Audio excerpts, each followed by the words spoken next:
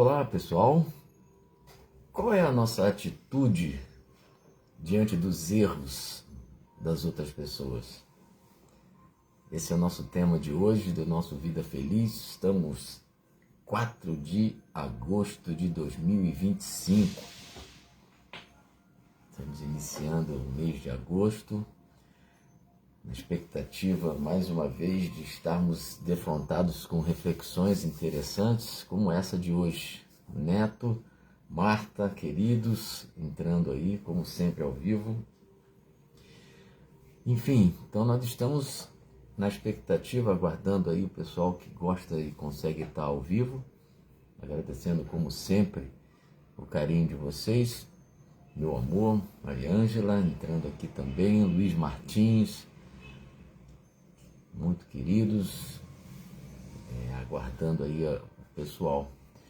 Enfim, então a nossa ideia hoje é fazermos essa reflexão, algo difícil, porque nem sempre nós temos a tolerância. Tudo bem, Rosa, querida?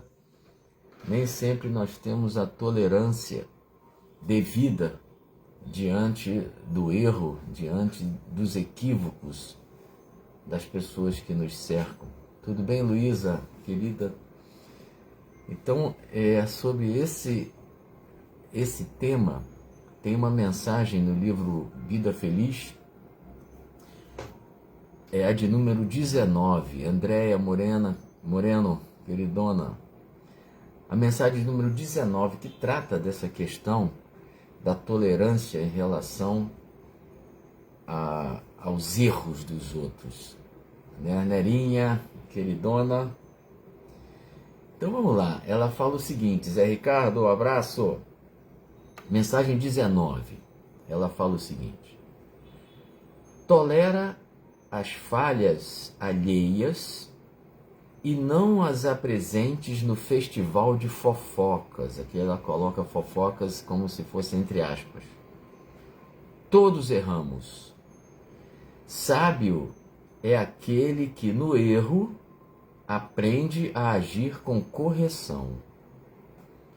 Quando vejas alguém caído, dá-lhe a mão, em vez de te comprazeres em censurá-lo. Ninguém tomba por querer. E se tal ocorre, nele predomina a ignorância, que é um cruel inimigo do homem. Ainda assim, o equivocado merece mais socorro do que reprimenda. Olha que coisa difícil e interessante. Marcelo Nunes, querido, Lourdes Valéria. Que coisa difícil, né? Muito difícil.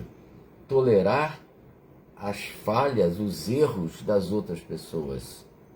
Né? Então, ela logo de cara, além de ela sugerir que a gente tenha esse tipo de postura, ela lembra uma coisa que todos nós sabemos. Todos nós erramos. Todos nós erramos. É uma coisa que faz parte da natureza humana, da nossa condição humana, né? Cometermos equívocos. Então, felizes, ela chama até que são sábios aqueles que conseguem, com o erro, aprender com o erro.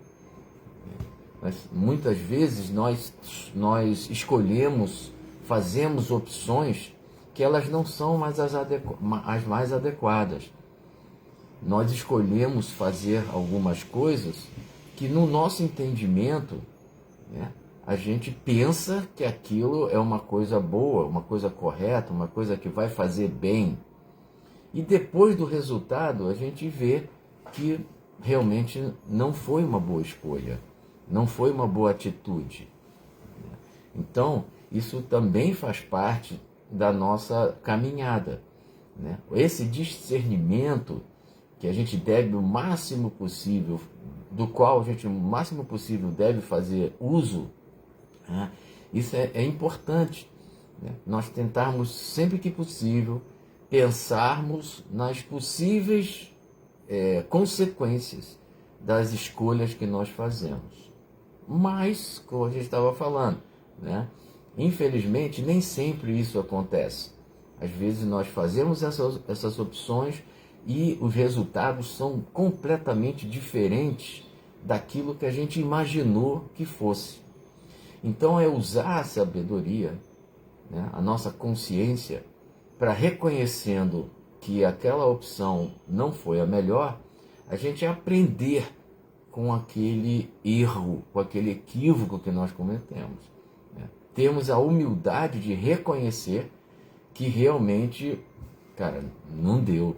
Realmente isso daí não funcionou. Vamos replanejar, vamos pensar de novo. Enfim, tomar todas as atitudes necessárias, muitas vezes, para reparar as más consequências daquela ação que nós, num primeiro momento, entendíamos que era algo bom. Mas depois ela segue, ela volta para a questão das outras pessoas, dos erros das outras pessoas. Quando ela sugere que nós, quando virmos alguém em erro, ela chama aqui alguém caído, né, que esteja em falha, a gente ajudar a levantar essa pessoa, sem censurá-los, né? Em vez de a gente sentir aquele prazer de apontar aquele erro, de como ela fala no começo, né? A gente pega o erro de determinada pessoa e sai falando para todo mundo, espalhando, o fulano fez isso, aquilo, e nem te conto, né? Então ela chama ali em cima de fofocas que a gente faz em relação ao equívoco, ao erro que alguém cometeu. Né? Isso é uma tremenda falta de compaixão, muitas vezes. Né? Dani Bayer, queridona. Então, há essa confrontação, ajudar a pessoa a se levantar, como ela fala aqui. Né? Se a pessoa está em erro, como qualquer um de nós pode estar, a gente gostaria imensamente que as outras pessoas, né, tivessem para conosco uma postura de compreensão, uma postura que nos ajudasse até mesmo a reconhecer que nós estamos em equívoco, que aquela opção feita não foi a melhor. Luciene Araújo, querida, né? Então, tem pessoas que, muito pelo contrário, elas sentem até um certo prazer em expor, né, as mazelas dos outros, os erros, os equívocos dos outros. Né? Isso ela nos lembra aqui. Lembra também que ela fala que ninguém tomba, ninguém cai, ninguém erra por querer.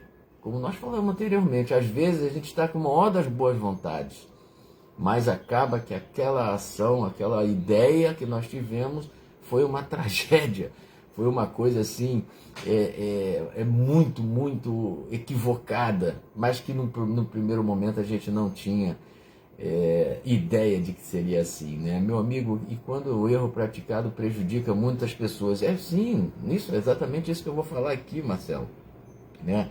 Então, ela fala, e se mesmo a pessoa não tendo a intenção, né? Ou seja, tem pessoas que sabem que aquele erro, que aquele equívoco, né? Ele faz aquilo porque quer.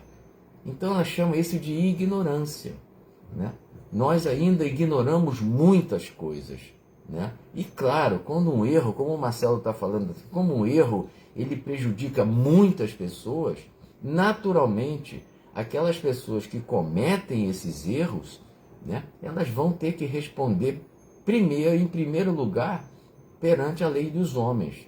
Né? E se ainda assim elas escaparem, né, da lei dos homens, isso acontece muitas vezes, existem inúmeros exemplos de indivíduos que cometeram e cometem erros assim gravíssimos, que prejudicam um quantitativo gigantesco de pessoas às vezes.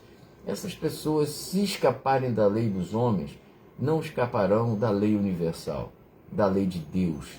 Né? Então isso serve para qualquer um, para qualquer tipo de erro.